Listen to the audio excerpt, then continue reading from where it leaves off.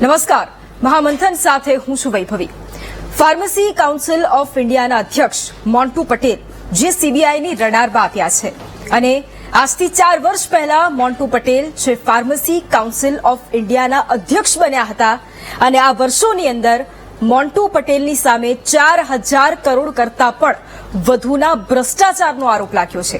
દેશની 12000 pharmacy college જેની અંડરમાં આવે છે એ ફાર્મસી કાઉન્સિલ ઓફ ઇન્ડિયાના અધ્યક્ષ મોન્ટુ પટેલે અલગ અલગ કોલેજોની મંજૂરીના નામે લાખો રૂપિયા ઉઘરાવવાનું અને તેમજ જરૂર ન હોવા છતાંય 117 કરોડની ઓફિસ અને 17 કરોડ રૂપિયાનો બંગલો ખરીદવાનો આરોપ લાગ્યો છે।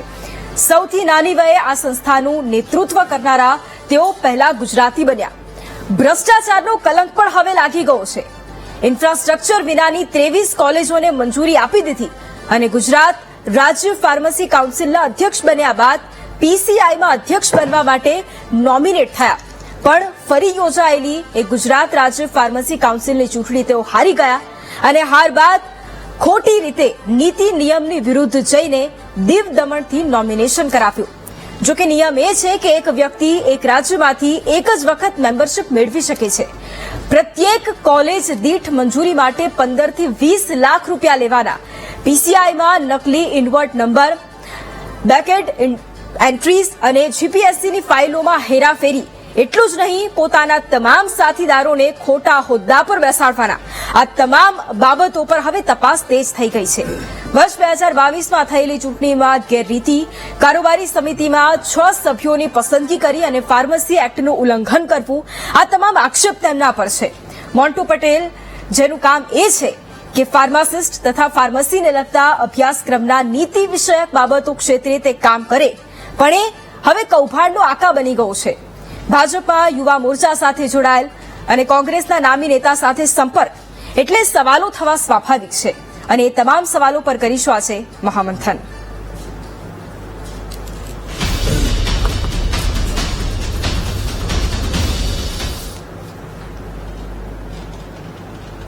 તો આ મહાકૌભાંડી મોન્ટુ પટેલ કે જેના કૌભાંડના કાળા ચિઠ્ઠા તો ખુલી રહ્યા છે, પરંતુ તેની સાથે સાથે એ શરૂઆતથી લઈને એ તમામ બાબતો હવે બહાર આવી રહી છે।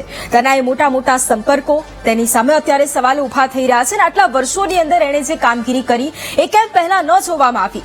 જો તેણે ગેરરીતિથી એ કોલેજોને મંજૂરી આપી દીધી છે તો અત્યાર સુધી શું કરવામાં આવી રહ્યું હતું? અત્યાર સુધી કેમ કોઈ કામગીરી ન કરવામાં આવી? તમામ નામી લોકો સાથે સંપર્ક અને કદાચ ફાયદો મળી ગયો, પ્રશ્ન પણ એ ઘણા બધા ઉભા થાય છે। ભ્રષ્ટાચારના આરોપો હવે બહાર આવ્યા છે, સીબીઆઈએ દરોડા પાડ્યા છે અને એ બાદ હવે અનેક બેનામી સંપત્તિ, દસ્તાવેજો અને ઘણું બધું હવે સામે આવવાનું છે। પરંતુ આ મહાકૌભાંડની અંદર તેની સાથે કોણ કોણ જોડાયેલું હતું એ પ્રશ્નાર્થ છે અને કેટલા સમયથી આ કૌભાંડ ચાલતું હતું? અત્યારે જે વિગતો સામે આવી રહી છે એની ઉપર તો સવાલ છે જ અને એના વિરુદ્ધ કામગીરી થઈ રહી છે, પરંતુ એ પહેલા જ્યારે તેણે નીતિ નિયમોની વિરુદ્ધ જવાની શરૂઆત કરી એ સમયે શું થઈ રહ્યું હતું? જ્યારે શરૂઆત કરી એ સમયમાં જ કોઈ કેમ એક્શન ન લેવામાં આવ્યું? એ સૌથી મોટો પ્રશ્ન અત્યારે ઉભો થઈ રહ્યો છે, કારણ કે કથિત રીતે ભ્રષ્ટાચારનો આક્ષેપ તેના ઉપર છે, પરંતુ તેની સાથે સાથે જ જે ચૂંટણી સમયે જીતવા માટે જે કાવા દાવા કર્યા હતા તે પણ પ્રશ્નના ઘેરામાં છે અને તમામ સવાલો પર એ તમામ મુદ્દાઓ પર આજે ચર્ચા કરવાની છે, કારણ કે આટલા વર્ષો વીતી જાય અને વર્ષ 2023માં કદાચ ફરિયાદ નોંધાઈ હતી, એક પહેલી ફરિયાદ, અને આ વર્ષ 2025 અને 6 મહિના વીતી ચૂક્યા છે અને ત્યારબાદ તેની સામે આ મોટી કાર્યવાહી, એટલે સવાલો ઘણા બધા ઉભા થાય છે। સવાલો એ પણ છે કે આ વ્યક્તિ જ્યારે આ કૌભાંડ આચરી રહ્યો હતો ત્યારે કોઈને કેમ ન દેખાયું અને એટલા જ માટે ચર્ચા કરવી છે। ચર્ચા માટે આપણી સાથે જોડાયા છે ભાજપ નેતા દીપકભાઈ જોશી જોડાયા છે। દીપકભાઈ, સ્વાગત છે આપનું મહામંથનમાં। આપણી સાથે કોંગ્રેસના મુખ્ય પ્રવક્તા ડોક્ટર મનીષભાઈ દોશી જોડાયા છે। મનીષભાઈ, આપનું પણ સ્વાગત છે મહામંથનમાં। આપણી સાથે ફાર્મસી હિતરક્ષક સમિતિના અધ્યક્ષ રાજેશભાઈ પટેલ જોડાયા છે। રાજેશભાઈ, આપનું પણ સ્વાગત છે મહામંથનમાં। અને આપણી સાથે ગુજરાત ફાર્મસી કાઉન્સિલના સભ્ય હસમુખભાઈ વાઘેલા પણ જોડાયા છે। હસમુખભાઈ, આપનું પણ સ્વાગત છે મહામંથનમાં। સૌથી પહેલો પ્રશ્ન મારે આપને કરવો છે રાજેશભાઈ, કારણ કે ઘણી બધી બાબતો એવી સામે આપી છે અને આ એવું નથી કે આજકાલથી થઈ રહ્યું હતું, આ કૌભાંડ કે જે છેલ્લા ઘણા સમયથી ચાલી રહ્યું હતું, એટલે પ્રશ્નો થવા એ સ્વાભાવિક છે। હવે આપને મારો પ્રશ્ન એ જ છે કે આખો આ કૌભાંડને થોડું આપના પાસેથી એ સમજવું છે. સવાલો ઘણા બધા ઉભા થયા, આક્ષેપો ઘણા બધા થયા, કોલેજોને મંજૂરી આપી દેવામાં આવી, ઘણા બધા મોટા માથાઓ સાથે સંપર્ક થયા, એટલે આખા સમયગાળાની અંદર જે થયું એ આપની પાસેથી સૌથી પહેલા સમજવું છે. બેન, આ જે મુદ્દો જે છે એ સુપ્રીમ કોર્ટમાંથી દરેક અમારી કોલેજો વાળા હતા, દરેક સ્ટેટની કોલેજો વાળા બધા મંજૂરી માટે હેરાન થતા હતા. એટલે આ વખત એમને સુપ્રીમ કોર્ટમાં પિટિશન દાખલ કરી અને પિટિશન દાખલ કર્યા પછી કોલેજો માટે કોલેજોને કે ભાઈ અમને મંજૂરી આપતા નથી. ખરેખર ઘણી સારી સારી કોલેજો હોય એને પણ મંજૂરી ના આપે, ઘણી ખરાબ કોલેજો એને પણ મંજૂરી આપતા હતા. એ રીતે આ જાણ સુપ્રીમ કોર્ટને થઈ. સુપ્રીમ કોર્ટે એમને દંડો માર્યો, કીધું ભાઈ આ ખરેખર કેમ હજુ સુધી આ એડમિશનોમાં લેટ થાય છે અને પરમિશન કોલેજો વાળાને નથી આપતા. એટલે પછી સુપ્રીમ કોર્ટને ખબર પડી એટલે એમને નોટિસ કાઢી પીસીઆઈને અને આ જાણ થઈ. બિલકુલ. દીપકભાઈ, પ્રશ્ન આપને, કેન્દ્ર અને ગુજરાત બંને જગ્યાએ ભાજપ સત્તામાં છે. સૌથી પહેલા ગુજરાતની વાત કરીએ, ત્યાં પણ એક આક્ષેપ પ્રત્યાક્ષેપોનો મારો થયો અને ત્યારબાદ હવે જ્યારે એ નેશનલ લેવલ પર એ વ્યક્તિ જાય છે અને જ્યારે તે ત્યાં પ્રતિનિધિ કરતો હોય ત્યારે તેની સામે પણ એ આક્ષેપ. કેમ આટલી બધી વાર લાગી કાર્યવાહી કરવામાં? કારણ કે વર્ષ 2023માં સૌથી પહેલી ફરિયાદ નોંધાઈ હતી, તો ત્યારે કેમ કોઈ કાર્યવાહી ન કરવામાં આવી? આટલો સમય કેમ લાગ્યો? કારણ કે ભારતીય જનતા પાર્ટી સાથે પણ તેઓ જોડાયેલા છે, એ પણ એક સૌથી મોટી વાત અહીંયા સામે આવી રહી છે. બેન, પાર્ટી સાથે જોડાયેલા છે એટલે વાર લાગી છે એવું નથી. ભારતીય જનતા પાર્ટી ક્યારે પણ આવી વ્યક્તિઓને સાકતી નથી. એમની આંખ પીછોડા કરીને ઘણી વખત વસ્તુઓ બનતી હોય છે. બીજું, સીબીઆઈને તપાસ સોંપાઈ છે એટલે ઘણી બધી વસ્તુઓ પણ બહાર આવશે. ને બીજી એક વસ્તુ એ છે કે અત્યાર સુધીમાં જે કંઈ પ્રકરણો થયા છે અથવા તો જ્યાં કોઈની લિંક હશે અથવા તો જ્યાં એમણે મદદરૂપ જેમને થયા હશે એ બધાને થશે. એટલે સીબીઆઈને સોંપવાનું ખાસ કારણ એટલા માટે છે કે જેથી કરીને પૂરેપૂરી તપાસ થાય અને તપાસ થયા પછી સંપૂર્ણપણે જે કંઈ આની અંદર જે ગુનો જેણે કર્યો છે અથવા તો જે કંઈ એની સાથે સંકળાયેલા છે એ તમામનો પર્દાફાશ થાય એના માટેનું એક છે પારદર્શકતા આવે. એટલે ખાસ કરીને એવું કહી શકીએ. પણ ઘણી વખત કેવું છે કે નાની નાની બાબતોમાં ક્યારેક એ લોકો પોતે નોર્મ્સ ફૂલફિલ કરતા હોય, પણ જ્યારે તમે જે કીધું કે એક્ટની વિરુદ્ધમાં જાય છે અથવા તો એકદમ પેલું કે ને પાપ પોકારતું હોય ત્યારે આ બધી વસ્તુઓ થતી હોય છે અને ત્યારે બહાર આવતું હોય છે. માણસને પહેલી વખત કરે, 2 વખત કરે, 3 વખત કરે ત્યારે જો એને સક્સેસ એમાં મળતો હોય, ન થઈ શકે તો એને એમ થાય કે ના હવે આમાં કોઈ જોનારું છે નહીં. પણ હંમેશા સત્યનો વિજય થાય છે અને જે ખોટું કરે છે અથવા તો જે ખોટું કરવાનો સાથ આપે છે એ તમામનું આની સાથે એ પકડાઈ જાય છે. એટલે હંમેશા હું તમને કહું કે જ્યારે કોઈ પણ માણસ ક્રાઇમ કરે છે અથવા તો કોઈ પણ પ્રવૃત્તિ આવી કરે છે, અસામાજિક પ્રવૃત્તિ, તો સ્વાભાવિક વાત છે કે થોડુંક સારું લાગે છે પણ આગળ જતા તો એ પકડાઈ જાય છે. અને આજે તમે જોઈ શકો છો કે કેટલી મોટી વસ્તુ આપણે પકડાઈ છે. એટલે પોલિટિકલ પાર્ટી કોઈ પણ હોય, કોઈ આવી રીતે સાકતું ન હોય કોઈ પણ માણસને. કારણ કે એક પ્રજાની અંદર જે ઇમેજ હોય, પ્રજાની જે જવાબદારીઓ જે છે એ પોલિટિકલ પાર્ટી ઉપર હોય છે. એટલે આવી વ્યક્તિઓને ક્યારે પણ કોઈ સાકતું ન હોય. ઓકે, મનીષભાઈ, પ્રશ્ન આપને, કારણ કે સૌથી પહેલા તો આ મુદ્દે આપણે પહેલા પણ વાત કરી અને ઘણા બધા પ્રશ્નો ઉઠાવ્યા, એટલે એનો પણ જવાબ તો મારે જોઈએ છે કે આપને આક્ષેપ શું છે? કારણ કે કોલેજોની માન્યતા જે આપી દેવામાં આવી એટલે પ્રશ્નાર્થ ત્યાં પણ પારદર્શિતા, ત્યાં પણ એક સવાલ ઉભો થાય છે. પણ હવે આમાં ભાજપ સાથે તેઓ જોડાયેલા છે, પરંતુ એ પણ હવે એ બાબતો સામે આવી રહી છે કે કોંગ્રેસના નામી નેતા સાથે પણ તેમના એટલા જ સંપર્ક છે અને એમાં પણ એક કૌભાંડ હોય, એમાં પણ સંડોવાયેલા કોઈક નેતા હોય એવું સામે આવી શકે છે. આવી પણ બાબતો અત્યારે જે તપાસમાં થોડા ઘણા અંશે ખુલી રહી છે. એટલે મારો પ્રશ્ન આપને એ છે કે જ્યારે આવી કોઈ ઘટના બની રહી છે ત્યારે તમે આંગળી ઉઠાવો છો, ભાજપ સામે તમે આંગળી ઉઠાવશો, એમાં કોઈ વાંધો નથી, પણ એમાં તમારા નેતા પણ જોડાયેલા છે, સંડોવાયેલા છે, એમના નામ પણ સામે આવશે તો શું? સમગ્ર દેશની અંદર ફાર્મસી અભ્યાસક્રમનું નિયમન કરવું અને ફાર્મસી અભ્યાસક્રમ ચલાવતી પ્રોફેશનલ કોલેજને મંજૂરી આપવાની સત્તા ફાર્મસી કાઉન્સિલ ઓફ ઇન્ડિયાની છે. પીસીઆઈના ચેરમેન તરીકે મોન્ટુભાઈ, જેમના સીધા સત્તાધારી પક્ષના ભાજપ સાથેના પદાધિકારી તરીકે હતા. હું આક્ષેપ જ કરતો કોંગ્રેસના કોઈ પણ નેતાના, મેં આજે પણ બપોરે માધ્યમોને કીધું છે, કોંગ્રેસના કોઈ પણ નેતા સાથે એમના સ્વાર્થ માટે વ્યક્તિગત કોઈ પણના સંપર્કો હશે, હું એમ કહું છું કે એમની સામે એ જ રીતે પગલાં ભરાવા જે રીતે અન્ય કોઈ લોકોએ ખોટું કર્યું એની સામે પડાવવા છે, એમાં કોઈ દોરાય ન હોય. પણ સવાલ એ છે સમજવા જેવો આખો કિસ્સો છે. મોન્ટુ પટેલ રાતોરાત ઉપસેલું નામ નથી. ગુજરાતની સ્ટેટ કાઉન્સિલની અંદર કઈ રીતના આજે પણ કારનામા ચાલે છે. આજે સ્ટેટ કાઉન્સિલમાંથી તેઓ ગુજરાતનું પ્રતિનિધિત્વ કરીને દેશમાં ગયા હતા, પીસીઆઈ ના ચેરમેન બનેલા. પછી એમની પછીની જે ઘટનાક્રમો છે એમાં પણ બે પ્રકારે છે. એક તો ફાર્મસીના અભ્યાસક્રમ પછીનું જેને પૂર્ણ કરે, પહેલા તો કોલેજોની મંજૂરી માટેનું પીસીઆઈ નું છે, સાથે સાથે સ્ટેટ કાઉન્સિલે જે તે રાજ્યની અંદર ફાર્માસિસ્ટનું રજીસ્ટ્રેશન કરે છે.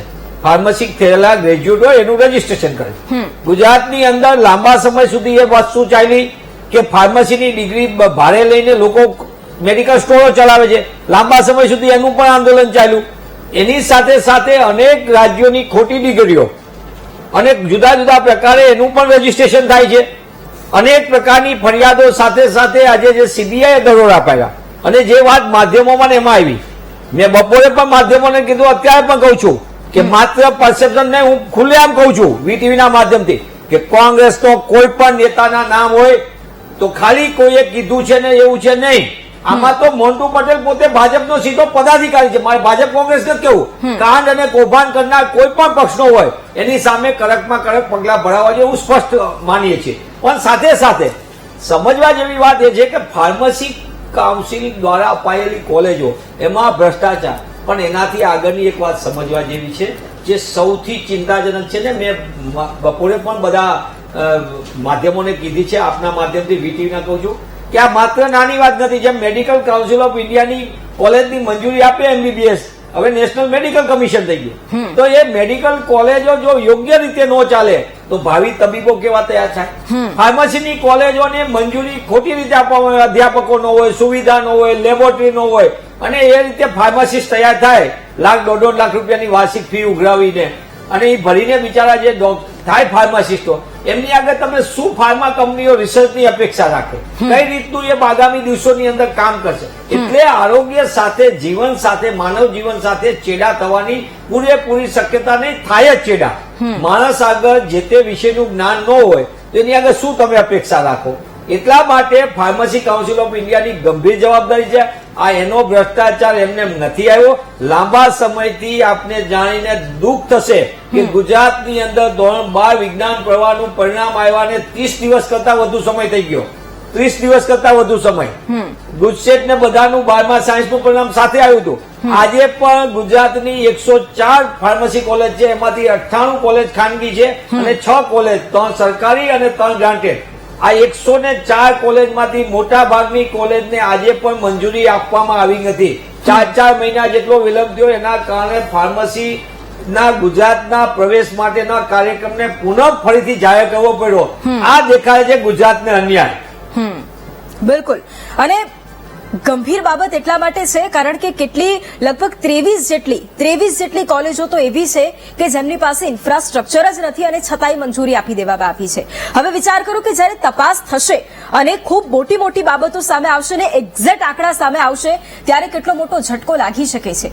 ભ્રષ્ટાચારનો આંકડો જે નંબર સામે આવી રહ્યો છે 4000 કરોડથી પણ વધારે, એટલે ખૂબ ગંભીર છે અને આંકડા દર્શાવે છે કે એની તપાસ યોગ્ય રીતે થવી જ જોઈએ. હસમુખભાઈ, પ્રશ્ન આપને, કારણ કે ગુજરાતથી તેની શરૂઆત થઈ. મોન્ટુ પટેલ ગુજરાત બાદ સમગ્ર દેશભરમાં તેમણે એ ફાર્મસી કાઉન્સિલનું પ્રતિનિધિત્વ કર્યું અને તેમની સામે એ આક્ષેપો થઈ રહ્યા છે. અને ગુજરાતથી જ્યારે તેની શરૂઆત થતી હોય ત્યારે શું એ જે તે સમયગાળો કે તેમાં બેવડી મેમ્બરશીપ તેમની સામે આવી રહી હતી, તો તે સમયે કેમ કંઈ ન કરવામાં આવ્યું? તે સમયે કેમ એવા કોઈ પગલાં ન લેવામાં આવ્યા? પ્રથમ સૌ દર્શકોને નમસ્કાર. ભારત સરકારના 11 વર્ષ સુશાસન અને સિદ્ધિઓના પૂર્ણ થયા અને માનનીય નરેન્દ્રભાઈની સરકાર અને માનનીય ભૂપેન્દ્રભાઈની સરકારે ઝીરો ટોલરન્સ અને ભ્રષ્ટાચાર મુક્ત જે ભારતમાં અભિયાન ચલાવી રહ્યા છે એના ભાગરૂપે સીબીઆઈએ જે દરોડો પાડ્યો ફાર્મસી કાઉન્સિલ ઓફ ઇન્ડિયાના જે ભ્રષ્ટાચારી પ્રમુખ જે દુશાસન અને દુષ્ટ છે તેમણે ત્યાં દરોડો પાડીને ભારત સરકારે પ્રસ્થાપિત કર્યું છે કે કોઈપણ પ્રકારના ભ્રષ્ટાચારીઓને અમે છોડીશું નહીં, કોઈપણ પ્રકારના ભ્રષ્ટાચારીઓને અમે બક્ષીશું નહીં. મોન્ટુ પટેલે 2012ની અંદર ગુજરાત રાજ્ય ફાર્મસી કાઉન્સિલની અંદર ચૂંટણી લડીને પ્રમુખ બનેલો. મોન્ટુ પટેલ શરૂઆતથી જ ભ્રષ્ટ અને કરપ્ટ હતો અને એ શરૂઆતથી જ સામ દામ દંડ ભેદ અને ભ્રષ્ટાચારને હાથો બનાવીને કામ કરતો હતો અને શરૂઆતથી તેના ઉપર ઘણા બધા પ્રકારના એલિગેશન હતા, પણ કોઈ પણ પ્રકારના એવિડન્સ ન મળતા એ કોઈ પણ રીતે કોઈને કોઈ બારી છટકબારી ગોતીને છટકી જતો હતો, પણ ભારત સરકારે મજબૂત સકંજો બનાવી અને આ વખતે મોન્ટુ પટેલને ભ્રષ્ટાચારમાં પકડી લીધો છે. 5,000 કરોડ કરતા પણ વધારે મોટો ભ્રષ્ટાચાર છે. અને એ ભ્રષ્ટાચારની અંદર મોન્ટુ પટેલ સાથે જે પણ લોકો સંકળાયેલા છે મોટા ભાગના કોંગ્રેસના નેતાઓ છે. એક મહેતા જે કોંગ્રેસના છે તેમની સાથે મોન્ટુ પટેલે ભેગા થઈને 350 કરોડનું ઇન્વેસ્ટમેન્ટ કર્યું છે. મોન્ટુ પટેલ ભૂતકાળની અંદર ગુજરાત રાજ્યની અંદર ફાર્મસી કાઉન્સિલની અંદર જે 2023માં ઇલેક્શન થયું એની અંદર કોંગ્રેસના દિગ્ગજ નેતાઓ સાથે મળી અને અમારી સામે ઇલેક્શન લડેલા અને મોન્ટુ પટેલને 55,000 ફાર્માસિસ્ટમાંથી માત્ર ને માત્ર 489 મત મળ્યા હતા. ગુજરાત રાજ્યના 55,000 ફાર્માસિસ્ટે મોન્ટુ પટેલનો એકઈને બહિષ્કાર કર્યો છે કે ભાઈ આ મોન્ટુ પટેલ ભ્રષ્ટાચારી છે અને ભ્રષ્ટાચારી નામનો રાક્ષસ ગુજરાત રાજ્યમાં કદાપી પોહાય નહીં. આજે માનનીય મુખ્યમંત્રી શ્રી ભૂપેન્દ્રભાઈ પટેલે સરપંચને એક સભામાં એવું પણ કીધું છે કે ભાઈ તમે પૈસાથી દૂર રહેજો, તમે ભ્રષ્ટાચારથી દૂર રહેજો. કોઈ પણ સમરબંધી હશે અને ભારતીય જનતા પાર્ટીની સુશાસન સરકાર અને નરેન્દ્રભાઈના નેતૃત્વવાળી કેન્દ્ર સરકાર બક્ષશે નહીં. અને મોન્ટુ પટેલ સાથે જેટલા પણ સંકળાયેલા છે, જેટલા પણ લોકો જોડાયેલા છે એ મોટાભાગના આમ આદમી પાર્ટીના લોકો છે, કોંગ્રેસના લોકો છે અને સીબીઆઈની ઘનિષ્ઠ અને ઊંડી તપાસ કરીને તમામ લોકોને એવી સજા કરશે કે ભવિષ્યની અંદર કોઈ પણ પ્રકારના લોકો આ પ્રકારનો ભ્રષ્ટાચાર કરતા પણ ગભરાશે. ઓકે, પણ હસમુખભાઈ તમે અહીંયા વાત કરી કે કોંગ્રેસના નેતાઓ સાથે 300 કરોડનો મળીને ભ્રષ્ટાચાર કર્યો. આમ આદમી પાર્ટીના નેતાઓની તમે વાત કરી, એમની સાથે તેઓ સંકળાયેલા હશે કે પણ સંડોવાયેલા હશે. પણ આપની જાણ ખાતર હું જણાવી દઉં કે યુવા મોરચામાં તેઓ પદ ધરાવે છે ભાજપમાં. એ આપની જાણ ખાતર હું જણાવી દઉં. અને દીપકભાઈ સવાલ આપને, કારણ કે અત્યારે મેં એ વાત કરી કે પદ ધરાવે છે ભાજપમાં, તો ગુજરાતથી તેની શરૂઆત થઈ અને તમામ લોકોને આપણે સાંભળ્યા એમણે એ જ વાત કરી કે આજકાલની વાત નથી, આ પહેલાની શરૂઆત છે. ખુદ હસમુખભાઈએ જણાવ્યું કે વર્ષ 2012થી આ બધું ચાલતું આવ્યું છે. જ્યારે ગુજરાતમાં હતા, ગુજરાત ફાર્મસી કાઉન્સિલનું પ્રતિનિધિત્વ તેઓ કરી રહ્યા હતા અને ત્યારથી જ્યારે આ બધા કૌભાંડો સામે આવતા હોય, તેમના બેવડી મેમ્બરશીપની વાતો જ્યારે સામે આવતી હોય અને એ કૌભાંડની શરૂઆત ત્યારથી થતી હોય, તો પછી ત્યારે તેમને કેમ પદ પરથી દૂર કરવામાં ના આવ્યા? શું આ દિવસની રાહ જોવાતી હતી? બેન, મેં તમને પહેલા કીધું કે કોઈ પણ માણસ જ્યારે કાર્ય કરતો હોય છે તો એને 1-2 વખતમાં સફળતા મળતી હોય છે. જ્યારે આ કાઉન્સિલ્સની જ્યારે પરમિશન ની મંજૂરીની હોય છે ફાર્મસી કોલેજમાં, ત્યારે એ લોકોનો એક સુવો મોટો હોય છે, પોતાનો એક પાવર હોય છે. હું દીપકભાઈ એની વાત નથી કરી રહી, હું એના થોડા આગળ જઈને વાત કરી. ગુજરાતમાં જ્યારે તેઓ હતા, ગુજરાત ફાર્મસી કાઉન્સિલનું તેઓ પ્રતિનિધિત્વ કરી રહ્યા હતા, એ સમયની હું વાત કરું છું.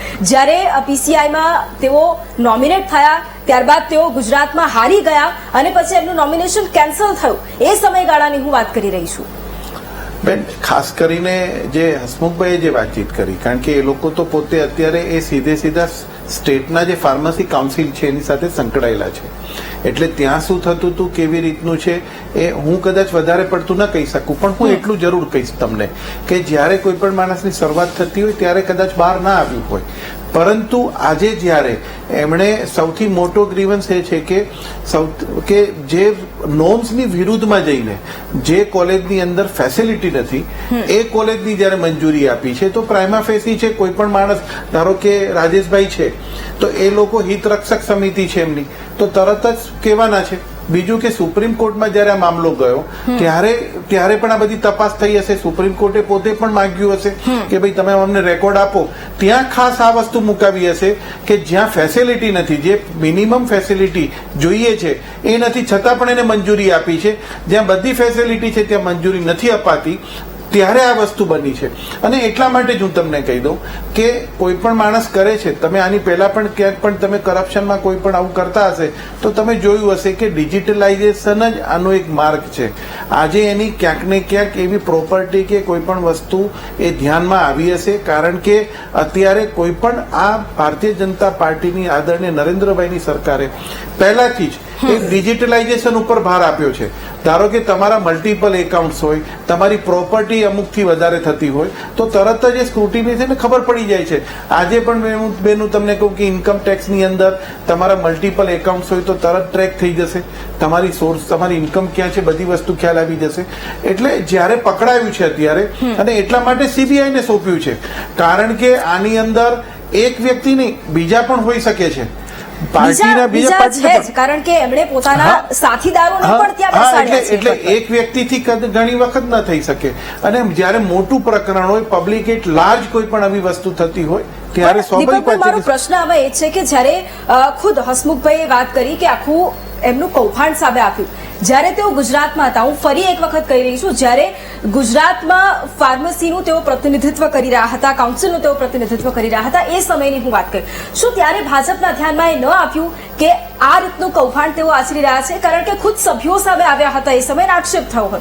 શું ત્યારે ધ્યાનમાં જ ન આવ્યું? બેન, કોઈ પણ માણસ જાહેરમાં આવીને કોઈ પણ વસ્તુ ન કરતો હોય, તમે સમજો. આ બધી બાબતો છે એ પોતાની ઇન્ટરનલ રાખીને ક્યાંક ને ક્યાંક અથવા તો કોઈની સાથે સાઠગાંઠમાં હોય ન બોલતા હોય, પણ જ્યારે ખબર પડી છે ત્યારે તો સીબીઆઈને સોંપી દીધી છે.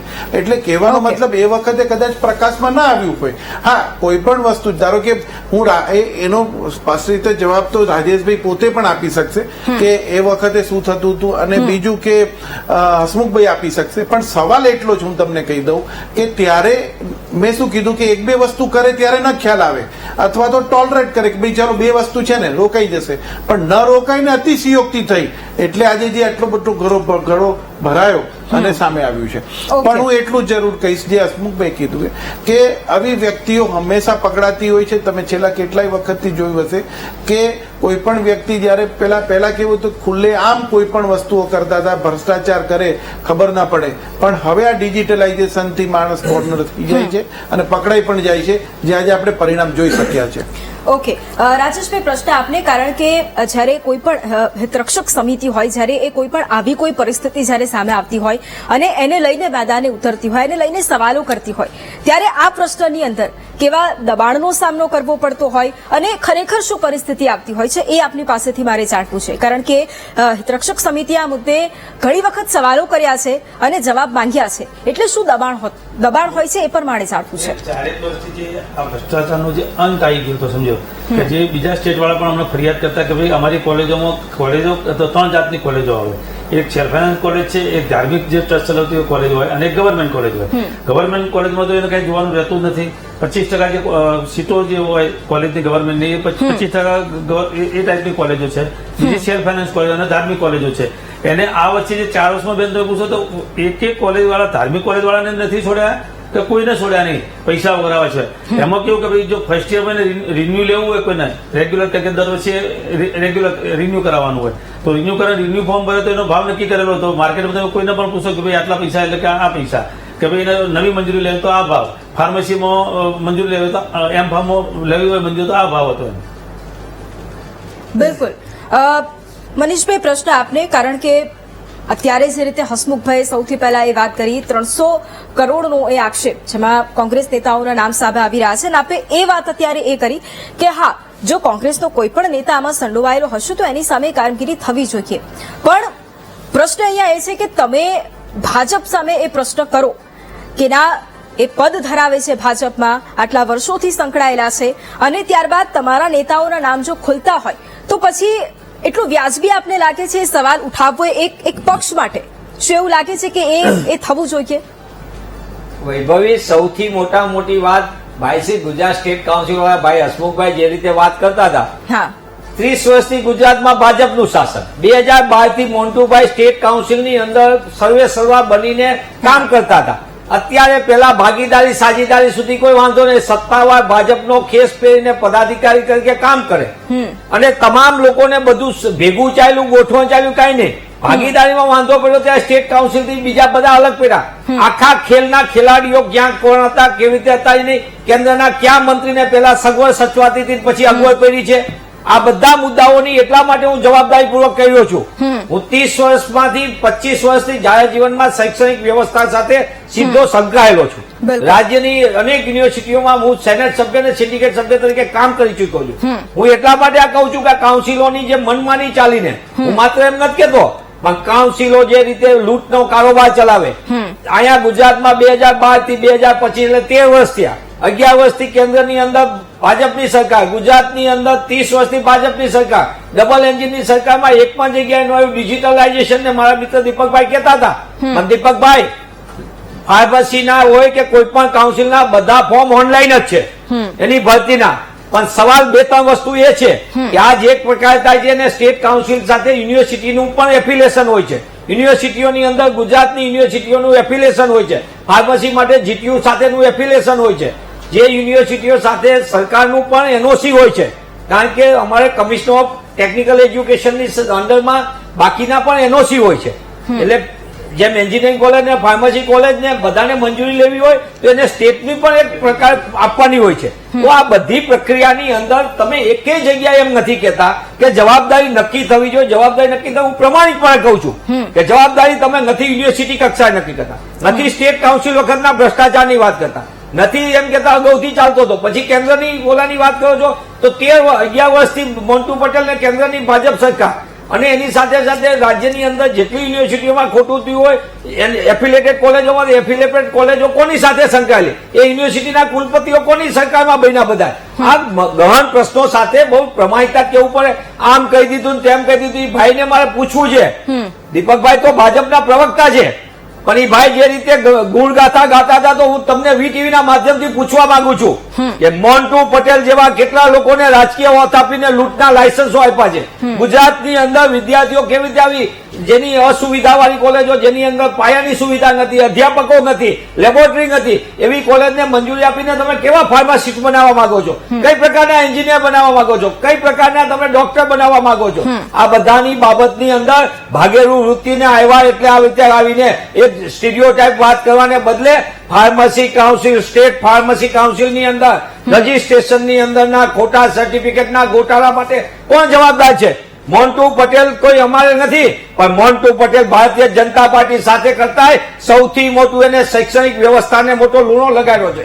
એ કોઈ પણ પાર્ટી સાથે નો સંકળાયેલો, આ તો સીધો ભાજપનો પદાધિકારી હતો. પણ કોઈ પણ પાર્ટીનો હોય, રાજ્યની શૈક્ષણિક વ્યવસ્થા એ આરોગ્ય વિષયક હોય અને માનવ જિંદગી સાથેની હોય, એવી આવો લૂણો લગાવવાની અને જીવન જિંદગી સાથે ખેડા કરવાના કોઈને અધિકાર ન હોય. ત્યારે મહેરબાની કરીને ગુણગાથા ગાવાને બદલે, તમારા હિસાબને બદલે, જો તમારી આગળ સત્યતા હોય તો કેમ સરકારમાં આવીને ક્યારે એમ નથી કીધું કે આ ભાઈ આવું આવું કરતા હતા, આટલા ભ્રષ્ટાચાર હતા, 2012 થી હતા અને કરોડો રૂપિયાનો ભ્રષ્ટાચાર કર્યો, એની સામે કડકમાં કડક પગલા લેવા જોઈએ. પણ જે કોલેજો આવી રીતે લેતી દેતી કરીને આખા ખેલ કરીને એવા ફાર્માસિસ્ટો ભવિષ્યના તૈયાર કરવા માટેનો ખેલ કર્યો હોય, જેના એક જ કેમ્પસની અંદર 3 કોલેજો, 2 કોલેજો એક જ કેમ્પસની અંદર આવી ફાર્મસી કોલેજો, આવી બીજી એન્જિનિયરિંગ કોલેજો, જેની સામે કાઉન્સિલોએ ખેલ કર્યા હોય. મોટા ભાગની કાઉન્સિલ, મોટા ભાગની કોલેજો અને મોટા ભાગની કાઉન્સિલોમાં પ્રત્યક્ષ અને પરોક્ષ રીતે નાણાકીય વ્યવહારથી ખેલ ચાલે છે અને કોલેજોની મંજૂરીનો આખું નેટવર્ક ચાલી રહ્યું છે. એ આપણી શૈક્ષણિક વ્યવસ્થા માટે પણ પડકાર છે. બિલકુલ મનીષભાઈ, જે તે સમયે વર્ષ 2012ની વાત કરીને જે તે સમયે એક શરૂઆત થઈ, મોન્ટુ પટેલની એક શરૂઆત થઈને હસમુખભાઈ જણાવ્યું કે ત્યારથી એક શરૂઆત થઈ હતી અને એ ડબલ મેમ્બરશીપની વાત હોય, એ કૌભાંડોની વાત હોય, એટલે એક શરૂઆત થાય પછી ધીરે ધીરે વ્યક્તિ આગળ વધતું હોય. ત્યારે કોંગ્રેસે કોઈ અવાજ ઉઠાવ્યો હતો એની ઉપર? બહુ સરસ મજાની વૈભવીબેન, જયારે આવી ઘટના આવે ત્યારે આ પ્રશ્ન એક આવતો હોય, બધા એન્કર પૂછતા હોય કે કોંગ્રેસ શું કર્યું. તો આપણે ધ્યાનમાંથી કહું, ફૂડ એન્ડ ડ્રગ્સ વિભાગની સામે સૌથી મોટું રાજેશભાઈ બી સાક્ષી છે. રાજ્યની અંદર ફાર્મસી કોલેજની ગુણવત્તા માટે થઈને બધી એન્જિનિયરિંગ કોલેજ, બીજી બધી કોલેજો માટે રાજ્યની અંદર સિન્ડિકેટ સભ્ય તરીકે, સેનેટ સભ્ય તરીકે કોંગ્રેસના પદાધિકારીની સાથે સાથે રાજ્યના એક જવાબદાર શૈક્ષણિક વ્યવસ્થાના સભ્ય તરીકે મેં હંમેશા એ બાબતને મુદ્દાને લીધું છે. આ રાજ્યની અંદર હોમિયોપેથી કોલેજોની કાઉન્સિલની મંજૂરી કે બારોબાર એડમિશન, એટલે 7 ટ્રાયલો તો 7 લાખ, એની જાહેર હિતની અરજી 2 વર્ષ આંદોલન ચલાવી જાહેર હિતની અરજી કરીને આ રાજ્યની અંદર કેન્દ્રીય પ્રવેશ પદ્ધતિ લાવવા માટેનો પિટિશનર પણ ડોક્ટર મનીષ દોશી હતા. હું એટલા માટે કહું છું, રાજ્યની અંદર MBMCA કોલેજની જેને ફી ગેરકાયદેસર લીધી હતી એવી 18 કરોડ રૂપિયા કરતી વધુ માતબર ફી વિદ્યાર્થીઓને પરત ચેકથી અપાવી. હું મારી ગુણગાથા ગાવા નથી આવ્યો, પણ જયારે તમે કીધું કોંગ્રેસે શું કર્યું એટલે, અને જયારે આ ફાર્મસી કાઉન્સિલની વાત આવી, નહીં, સારું કીધું, પૂછ્યો, મને આનંદ થયો. સ્ટેટ કાઉન્સિલની અંદર પણ ચાલતા ખોટા રજીસ્ટ્રેશન અને કેમિસ્ટો બારોબાર આવા સર્ટિફિકેટ કરે, એનું પણ આંદોલન કોંગ્રેસની વિદ્યાર્થી પાંખે લાંબા સમય સુધી ચલાવ્યું. પણ રાજ્યના ફૂડ એન્ડ ડ્રગ્સ વિભાગે અને અમારા નેતાઓની વારંવારની રજૂઆત છતાં પણ સરકારે અને સાથે ફાર્મસી સમિતિએ પણ ચલાવ્યા હતા, એના પણ હતા સંપર્કો, અને બધાએ ભેગા થઈને જયારે આંદોલન ચલાવ્યું, પણ સરકારે ત્યારે પણ પગલા નહોતા લીધા. અને આજે પણ આવા અનેક મેડિકલ સ્ટોરો બારોબાર ચાલી રહ્યા છે. ઓકે હસમુખભાઈ, કારણ કે મનીષભાઈએ એક સીધો આક્ષેપ પણ આપની ઉપર કર્યો છે અને પ્રશ્ન પણ આપને કર્યા છે. એમના પ્રશ્નનો જવાબ તો આપે આપવાનો છે, પણ મારો પ્રશ્ન એ છે કે આપે વાત કરી કે વર્ષ 2012 થી આ બધું ચાલી આવ્યું છે, તો જે તે સમયે જ્યારે મોન્ટુ પટેલના કારનામા ગુજરાતમાં સામે આવી રહ્યા હતા, અથવા તો જ્યારે એમણે બેવડી મેમ્બરશીપની વાતો જ્યારે સામે આવી રહી હતી, ત્યારે કેમ કોઈ પણ પ્રકારે એની વાતચીત ન કરવામાં આવી, અથવા તો એની ઉપર કોઈ સવાલ ન ઉઠાવવામાં આવ્યા, અથવા તો કોઈ એક્શન લેવામાં ન આવ્યું? 2012 જયારે સ્ટેટ ફાર્મસી કાઉન્સિલનું ઇલેક્શન થયું, પછી 2012 થી 2014 સુધી સ્ટેટ ફાર્મસી કાઉન્સિલની અંદર ઇલેક્ટેડ બોડીની કોઈ નિમણૂક નહોતી થઈ. 2014 જયારે મોન્ટુ પટેલ ઇલેક્ટેડ બોડીની અંદર પ્રમુખ તરીકે આવ્યા, 2014 થી 2017 સુધી જયારે પ્રમુખ તરીકે રહ્યા, તે દરમિયાન એમનો કોઈ પણ પ્રકારનો ભ્રષ્ટાચાર બહાર આવ્યો નથી. મનીષભાઈ દોશી જે પ્રકારે આક્ષેપ લગાવે છે, મનીષભાઈ દોશી જે પ્રકારે વાતચીત કરી રહી છે, તો એ પ્રકારે મારે મનીષભાઈને એવું કહેવું છે કે આકાશ પાતાળ પૃથ્વી હવા સુધી કોંગ્રેસે કશું દેશમાં છોડ્યું નથી. 50 વર્ષની અંદર જેટલા પણ ખાડા ખોદ્યા છે કોંગ્રેસે, જેટલા પણ ભ્રષ્ટાચારના ખાડાઓ ખોદ્યા છે કોંગ્રેસે, એ બધા ખાડાઓ ભારતીય જનતા પાર્ટીની નરેન્દ્રભાઈની સરકારે કાઢ્યા છે. ના, એક સેકન્ડ હું ખાલી હસમુખભાઈને એ જણાવી દઉં કે અત્યારે ગુજરાત ફાર્મસી કાઉન્સિલના સભ્ય તરીકે અમારી સાથે જોડાયા છો, તો મને એ રીતના જવાબ જોઈએ છે, મને એ રીતના જવાબ આપો. જેટલા પણ ભ્રષ્ટાચાર કર્યા છે એમાં કોઈ પણ જગ્યાએ ભારતીય જનતા પાર્ટી ઇન્વોલ્વ નથી. મોન્ટુ પટેલે હસમુખભાઈ, મારો અવાજ આવી રહ્યો છે સૌથી પહેલા? શાસિત રાજ્યોની અંદર. ઓકે હસમુખભાઈ, મારી આપને એ વાત છે કે અત્યારે આપ અમારી સાથે જોડાયા છો, ગુજરાત ફાર્મસી કાઉન્સિલના એક સભ્ય તરીકે જોડાયા છો, એટલે મારે એ રીતે આપની પાસેથી જવાબ જોઈએ છે. મારે અત્યારે પ્રશ્ન એ હતો કે જ્યારે જે તે સમયે ગુજરાતમાં મોન્ટુ પટેલના કારનામા સામે આવી રહ્યા હતા, તો જે તે સમયે અવાજ ઉઠાવ્યો, જે તે સમયે રજૂઆતો કરી, કેમ કોઈ એક્શન ન લેવાયું? પ્રશ્ન એ છે. મોન્ટુ પટેલ જયારે 2022-23 ની અંદર ઇલીગલ રીતે અને અનઅધિકૃત રીતે પીસીઆઈના પ્રમુખ બન્યા, ત્યારે ઓલરેડી વૈચારિક સંગઠનોએ રજૂઆત કરેલી, અને એ વૈચારિક સંગઠનોની રજૂઆતને ધ્યાનમાં લઈને 2022-23 ની અંદર સીબીઆઈએ ઇન્કવાયરી ચાલુ કરેલી, અને 2022-23 ની સીબીઆઈની ઇન્કવાયરીની અંદર વારંવાર મોન્ટુ પટેલની ઉપર તપાસ થવા છતાં મોન્ટુ પટેલની વિરુદ્ધમાં કોઈ એવિડન્સ મળતા નહોતા. અને કોઈ પણ વ્યક્તિ જયારે પ્રોફાઇલ પિક્ચર પોતાના સોશિયલ મીડિયાના પ્રોફાઇલ પિક્ચરમાં ભારતીય જનતા પાર્ટીનું લખી દે, એટલે ભારતીય જનતા પાર્ટીનો ઓફિસ બેરર ન કહેવાય બેન. આજે ભારતીય જનતા પાર્ટીના યુવા મોરચાનો યુથ ડેવલપમેન્ટ ગુજરાત ફાર્મસી કાઉન્સિલના એક સભ્ય તરીકે જોડાયા છો, મને એ રીતે જવાબ આપો. ત્યાં અંદર વાસ્તવિકતા શું છે મને એ જણાવો. બેન,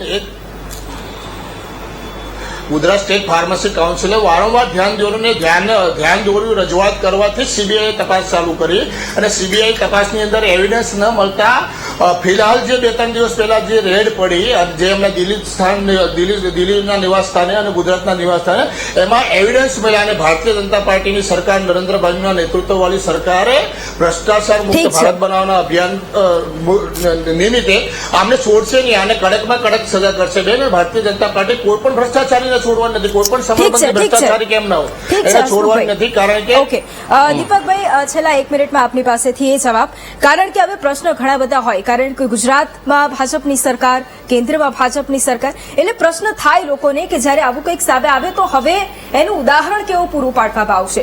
છેલ્લો પ્રશ્ન 1 મિનિટમાં જવાબ એ લઈશ કે શું આ કૌભાંડ આખું સામે આવતું હોય, અને આમ એક રીતે ગુજરાતને ગર્વ થવો જોઈએ કે નાની ઉંમરના વ્યક્તિ અને પ્રથમ વખત ફાર્મસી કાઉન્સિલનું દેશભરમાં તેમણે પ્રતિનિધિત્વ કર્યું છે, પણ એમની સામે તો કૌભાંડનું કલંક લાગી ગયું છે.